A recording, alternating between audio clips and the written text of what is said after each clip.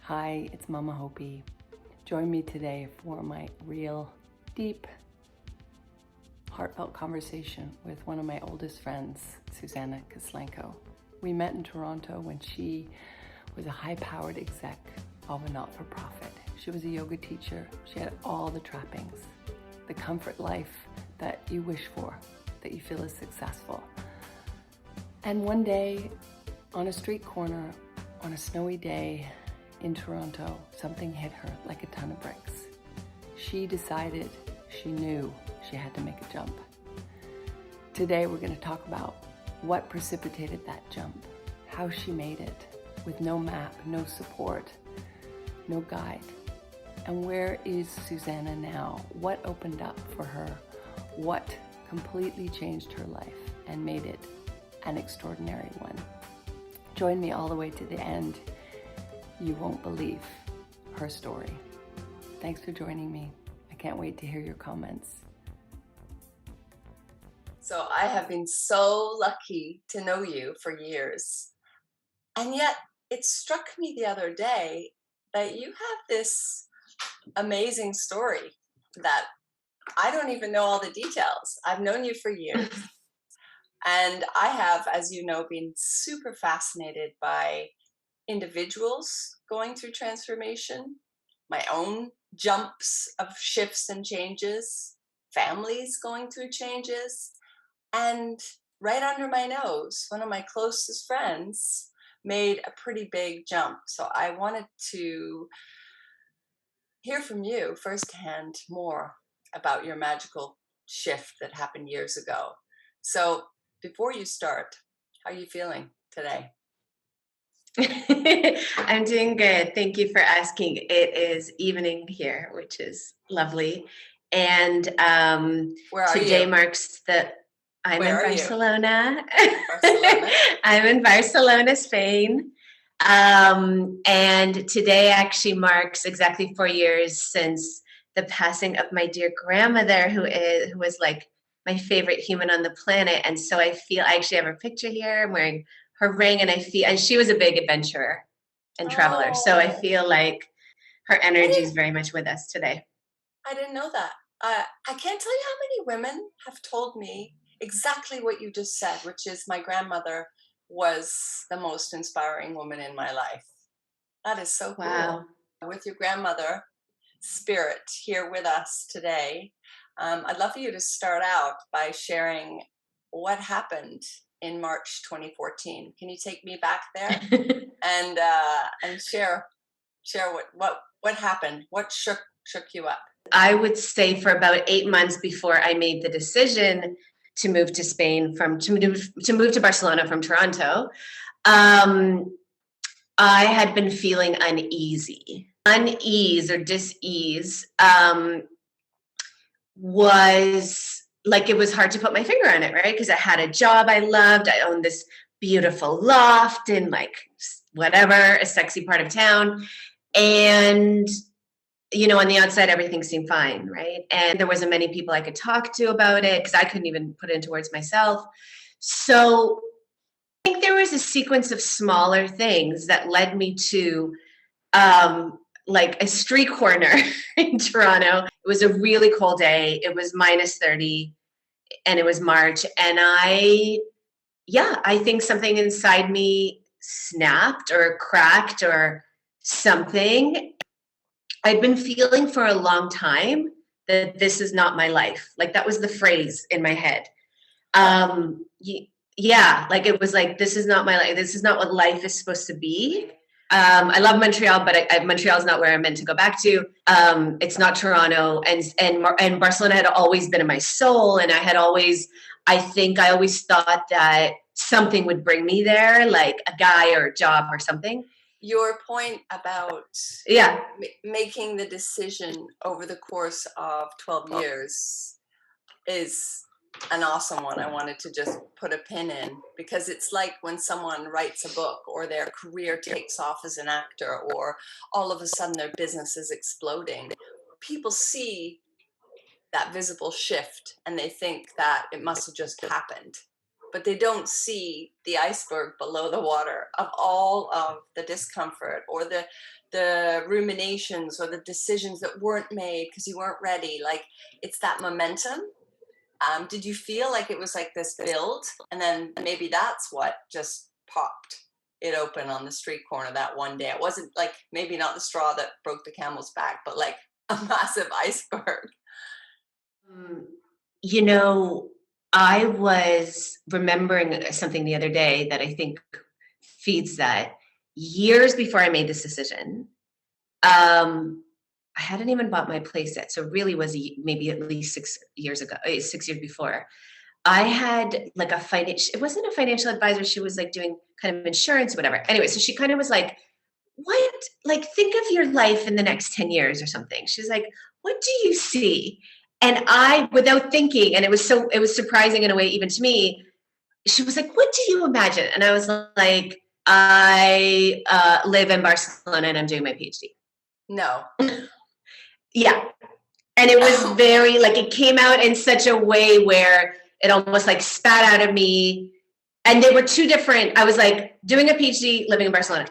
I really had to psych myself up in so many ways because I didn't really have anyone I could talk about it with. I didn't have anyone. I just had my conviction. There were so many hard parts, honestly. Yeah. And I was actually reading The Alchemist in that last month, I don't know. If it was today, I would have been reading Untamed. But I was reading The Alchemist, and I remember in The Alchemist, they say, or, Paulo Coelho says, right before you get what you want, it gets harder. Like, you get a really big obstacle and it gets harder. I think the hardest part was how my parents reacted to it. Right. And I think just having to do it on my own, basically, like do it on my own in the sense of, I don't mean by myself, I mean spiritually on my own. Do you know, like that flip, when that switch happened, there was also something inside of me that said, whoever wants to support me, great. Whoever isn't into it, also great. So I was kind of, in terms of like my friends, I was kind of ready for anything. And I was actually really pleasantly surprised with how many people, even people who were like, I can't believe you're doing it, but I'm here to support you. I think I didn't expect such a negative reaction from my family. And that's what I mean by being spiritually alone. Do you know, like, I think funny, like in preparation for our conversation today, I was just thinking about like, what were the little things that kind of like kept me going at that, or especially with all these obstacles. And Beyonce had an album out at the time, and she had a song on it called Flawless. And it's like, I don't know if you ever heard it, but it's like very angsty, almost like she's very like, just fucking, I don't, just like do it. And so I would listen to that on the street. Like, I have a memory of walking down King Street, blasting that after like a really complicated, like getting ready to just like do it. But I think I needed to come to some kind of edge for all of it to happen. But who knows, like, who knows if I would have felt empowered earlier, or haven't had permission to get untethered earlier, right? Like, would it have happened? When we talk about like regrets in life and stuff like that, I genuinely have no regrets. But if I was pushed, the only like thing I wish happened was that I did this earlier. However, I know exactly what you're saying in terms of the pandemic, certainly with people I know in North America and in the UK, actually, because I actually lump those into one category. Let me talk about London, right? Like, okay. So London is where I know more people. I think there's the same sort of like unspoken rules about what success is and what life is, and which is like, someone said to me years ago about London, they said, no one goes to London for the quality of life. They go to build their careers. Right. So whereas in Barcelona, if someone moved to Barcelona, they moved here for their quality of life. I had really nothing lined up when I came, aside from an apartment, which also came to me kind of serendipitously. The main thing I had was faith in myself, and just that I would be okay. I'd figure it out. And it was, and I would say in the 6 months leading up, so I made the decision in March, I moved September 1st, 2014. So there was 6 months of me wrapping up my life, but also it was a time where I was doing a lot of shadow work. And the first time that I had really done really deep, inner work. And that's where I was like, I would say Marie Kondoing my life and really saying, does this spark joy? Does this person spark joy? Does this situation, does this play, and really reconnecting with my inner child. And so my first 6 months in Barcelona were the continuation of that. My inner work that I did in that year didn't happen because of Barcelona, but Barcelona gave me, because I was already on that path, Barcelona gave me a safe space to do that in, because I felt whole and safe. I don't know if that answers the question. Is very, yeah. That's very cool. And the safe keeps coming up. And I wonder, because I've talked to my own children about where they feel safe. And we talked about the idea, because they've moved around to like 23 countries. And we talked about the feeling in oneself of safety. You bring it with you. It's not necessarily Barcelona that's making you feel safe. You feel safe in that zone. And it's so cool that it's different for everybody. And so how would we all feel safe and accepted and amazing all in the same spot? We can't.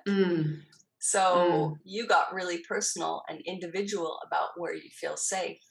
I love that. And I can only imagine how your schedule changed, like from living in Toronto and your scheduling and calendaring and busyness. Did it disappear and you completely reformatted your life? It wasn't,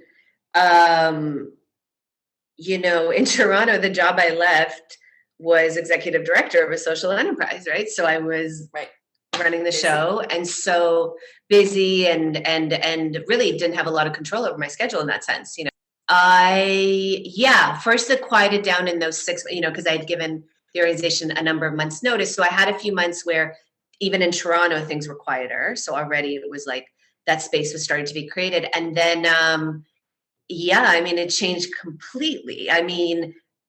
Because in the job I got here, what at a university was a part-time job. So it was like, I had most of my days, all my times free. So I had a period of time where, so basically what happened was I got a PhD offer, started a PhD here a year after that. The first 2 years of the PhD was, again, an intense schedule, but that's because I was in classes 9 to 5 and didn't have sort of control over my schedule. But once that finished and I was back to having control, one of my rules for myself that continues to be my rule today is if I can help it, I only schedule one activity a day. So what I also learned through that year of getting back in touch with myself was really, I'm such an introvert.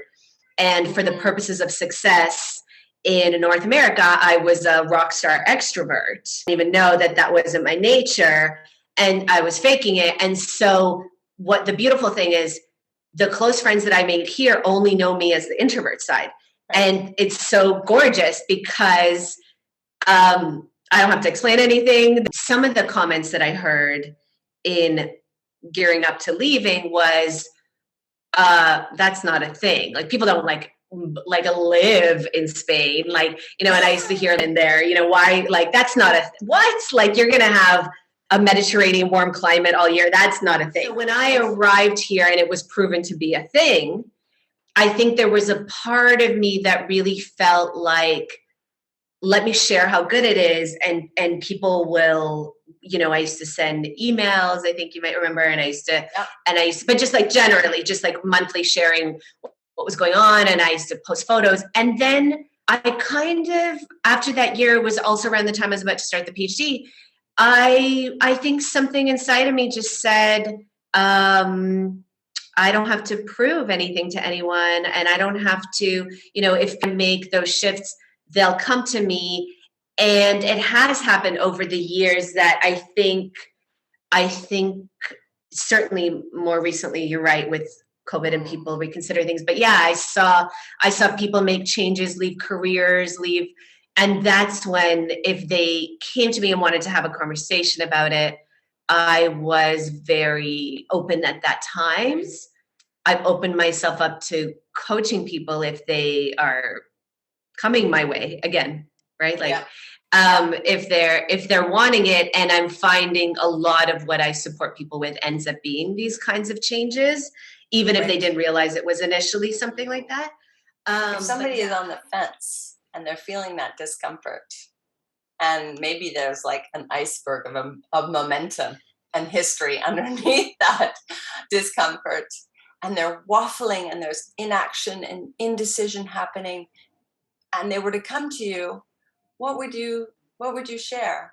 They really are keen. If someone came to me and they were truly open and kind of curious, I think I would encourage them to check in with their inner voice on a deeper level and say, what is it saying really? Like, because I think sometimes it can be fueled by fear, right? It can be actually about trying to get away from something. And I think that's a very, very different motivation or a different energy than going toward the light, like unknown, but seemingly it's got to be better. So like an imagination trip of, okay, if you were to like make this change, what does it feel like? And does it feel right? I'm a very visual period, and I love magazines, physical magazines. And so for years I had vision boards up until probably a couple of years ago. Now I do it a little more virtually, but I always have like visuals. Definitely. I think vision boards really work. I think anything that puts because so much of this is our nervous system, right? That's the other thing I've learned is like we have to, the imagination exercises put our nervous system right into a place where maybe we believe that this is happening. And the more that we do it, the more when it happens, it's not going to feel crazy. Probably in those moments when I needed a jolt and I was blasting Beyonce in my ears and I was walking down King Street, I was probably jumping months ahead and visualizing myself walking on the streets in Barcelona and just like literally like, so that by the time I arrived here, it even more so felt like home. I, over the years, many times had been asked to do coaching for people, and I always resisted it. And I would come up with other reasons, but I think if deep down I had to ask myself, it was because I knew it was something I could do, maybe something I've done in previous lives, who the hell knows? And it's almost like, yeah, I don't know, like I was in the right, like I felt safe enough, back to safe. I had the energetic tools to make sure I could help people without being in their story and just helping from my place. So generally, I would say I support people at a crossroads. Very aligned with what we're talking about. And the other thing, work crossroads, personal crossroads, all crossroads. Yeah, all crossroads, I would say. But the caveat is, this is what I've learned, is I'm not the person to introduce someone to themselves, so they need to already have been doing their work. But the like niche seems to be if someone wants to go to that next level of self-mastery, and especially if they're right at a crossroads. So, but I do have an Instagram that is just my name, Susanna Kislenko, where I share my research about founders and entrepreneurs and leadership, which is what I study.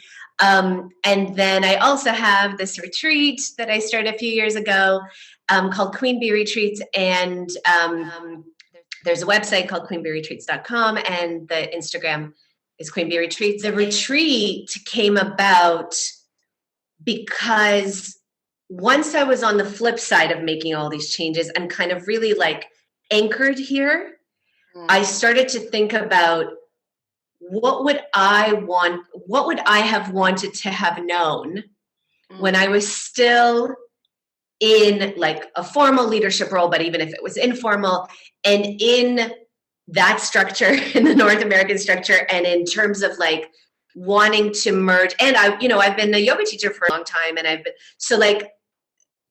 and I used to hide those things. I used to hide that I was a yoga teacher at work, and my yoga people wouldn't necessarily know what my career was. It finally fused within myself. And so I have this set of tools, and I think a part of me was just like, how can I create an opportunity in a beautiful place? Because we do it in Ibiza every year, and potentially on another beautiful island, where it's a group of women, a maximum of 10 women. We're in a villa, and just within the beauty, going like it's literally a leadership training that actually is covered by many companies as a PD, as a professional development. But then we also incorporate the embodiments of the yoga and the other elements of it. Just myself having done some exec trainings and stuff like that, and very, sort of like at, sort of the top institutions in the world. And in one way it's beautiful, and there's so many like great content that comes from that. But I always felt like this is really, really deep inner work.